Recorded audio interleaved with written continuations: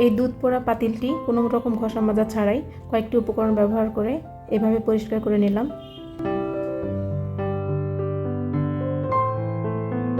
আসসালামু আলাইকুম, আমি কামরুন নাহার কেয়া বলছি খুলনা থেকে। মামস লাইফ উইথ নারীর জারির চ্যানেলে আপনাদেরকে আরও একবার স্বাগত জানাই। সকালবেলা যখন বাচ্চারা স্কুলে চলে যায় বা কোচিংয়ে চলে যায়, ওদেরকে রেডি করার পরে প্রথম কাজটা থাকে হচ্ছে ওদের টেবিল গুছানো। তো আজকে আমি সবগুলো বই নামিয়ে নিয়ে ডিপ ক্লিন করে দিচ্ছি টেবিলটা। বেশ কয়েকদিন হয়েছে ডিপ ক্লিন করা হয়নি, এমনি পরিষ্কার করে দেই।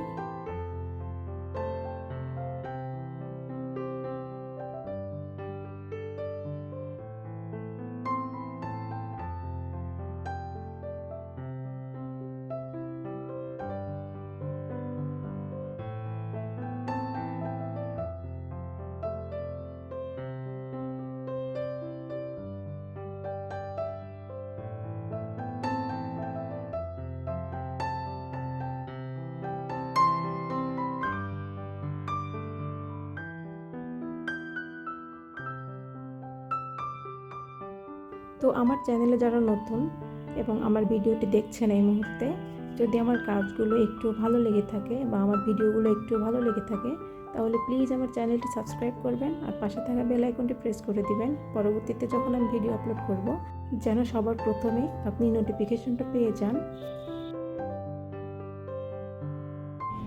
টেবিলে এত খাতাপত্র সব কিছু গুছিয়ে রাখতে পারে না, কারণ ছোট তো, এখনও তো বড় হয়নি।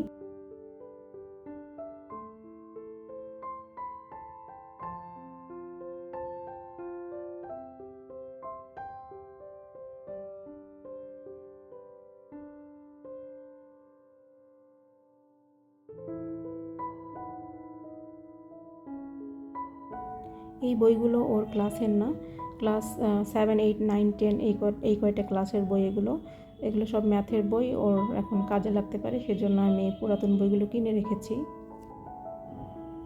ওর টেবিলের পাশে একটা বিন রেখেছি, কারণ ও কাগজের টুকরাগুলো ফ্লোরে ফেলে, যেন ফ্লোরে না ফেলে সেই জন্য ওখানে রেখেছি। এইটা হচ্ছে কোরআন শরীফ, আমার ছোট ছেলের। এটা হচ্ছে মলার ছিঁড়ে গিয়েছে, তো আমি এটা কাপড় দিয়ে কভার লাগাবো DIY, আপনাদের সাথে পরবর্তী ভিডিওতে শেয়ার করব। এই বইগুলো আসলে বাইরে থাকে তো সেই জন্য ধুলা পড়ে যায়, তো প্রতিদিন এটা মুছতে হয়, মুছে মুছে রাখতে হয়।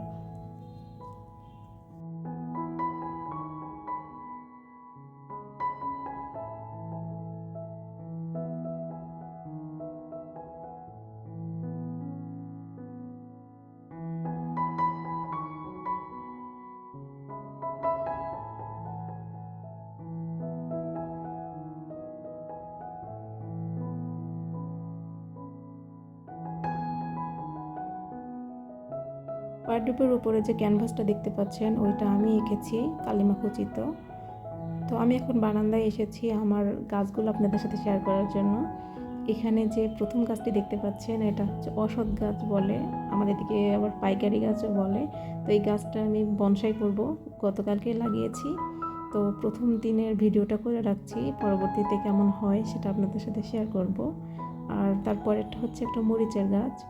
আর এখানে আমার মানি প্ল্যান্টের গাছ আমি ছেটে দিয়েছি ডালপালাগুলো, কারণ যখন এগুলো লম্বা হয়ে যায়, চিকন চিকন হয়ে যায়, দেখতে ভালো লাগে না। ছাঁটাই করে ডালগুলো আমি ডেকোরেশন করেছি, আপনাদের সাথে সেটা শেয়ার করব। এই ডালগুলো আমি সব কেটে দিয়েছি, এই দিক দিয়ে আবার নতুন কাণ্ড গজাবে, আরও ঝাঁকড়া হবে, দেখতে ভালো লাগবে। এটা আমার অ্যাডিনিয়াম গাছ, 2 বছর এটাতে ফুল হয়েছে, কিন্তু এই বছর পাতাগুলো কেমন হয়ে গিয়েছে, মনে হয় না এবার ফুল হবে। আর পাতাগুলো দেখে আসলে মনটা খুব খারাপ লাগছে।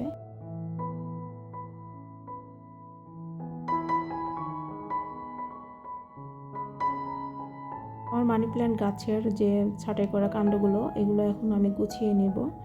এগুলো থেকে আরও ছোট ছোট কাণ্ড বের হয়েছে, আর আমি অ্যাকুরিয়ামে পানি দিয়ে তারপরে এগুলো রেখে দিব। যে কাণ্ডগুলো হচ্ছে সেগুলো, এই যে কাণ্ডগুলো কিন্তু বড় হয়ে যাবে আর শিকড় হবে, তখন আমি আবার লাগিয়ে দিব। আসলে ঝাঁকড়া হবে আর পাতাগুলো খুব বেশি লম্বা হবে না, তাহলে কিন্তু দেখতে বেশি ভালো লাগবে। আর আমার এই কফি মগটা ভেঙে গিয়েছে, সেই জন্য ভাবলাম কাজেও লাগিয়ে দেই, দেখতে ভালো লাগবে।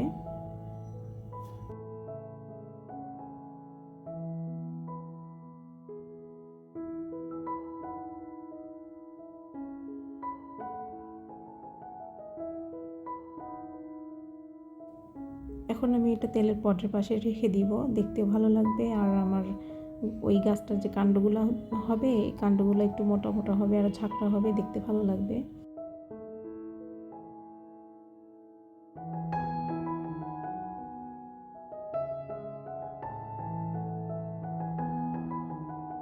এটা হচ্ছে আমার গতকালকের দুধ পড়া পাতিল। এই পাতিলে আমি গতকাল দুধটা উঠিয়ে দিয়ে তারপরে আমার বাচ্চার অনলাইনে ক্লাস হচ্ছিল, তো পাশে বসেছিলাম।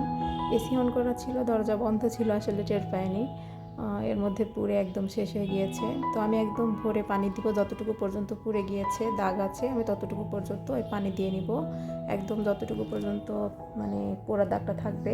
এরপর আমি ভিনেগার দিয়ে দিচ্ছি এর মধ্যে, আর এর মধ্যে দিয়ে দিচ্ছি বেকিং সোডা আর একটু লেবু দিব। এই লেবুটা এখন কেটে এর মধ্যে দিয়ে দিব। লেবুটা কেটে নিলাম, রসটুকু এর মধ্যে দিয়ে দিব, রস সহ এর খোসাটা ওর মধ্যে দিয়ে দিলাম। এটা এখন চুলার উপর বসিয়ে দিব। আসলে যতক্ষণ পর্যন্ত জালটা জ্বলবে, এখন আমি একটু সার্ফ এক্সেলের গুঁড়া দিলাম, আপনারা যে কোনো সাবানের গুঁড়া বা ভিম লিকুইড দিলেও হয়, আমি একটু ভিম বার দিয়ে দিচ্ছি। এখন জাল দিতে হবে বলক তোলা পর্যন্ত, যতক্ষণ পর্যন্ত বলক উঠবে ততক্ষণ জাল দিতে হবে। আর বলক উঠলে কিন্তু এর ময়লাগুলো একদম আলগা হয়ে আসে, দেখুন একদম হাত দিয়ে তোলা যাচ্ছে। আমি চামচ দিয়ে তুলছি, কিন্তু এটা কিন্তু হাত দিয়ে তোলা যাবে, এত নরম হয়ে গিয়েছে। এটা কিন্তু কোনো রকম ঘষা মাজা করতে হবে না। নর্মালি যেভাবে আমরা থালা বাসন ধুয়ে ফেলি সেভাবে আর কি ধুয়ে ফেলে হবে, সেভাবে প্রেশার দিলে হবে, অনেক বেশি প্রেশার দিতে হবে না।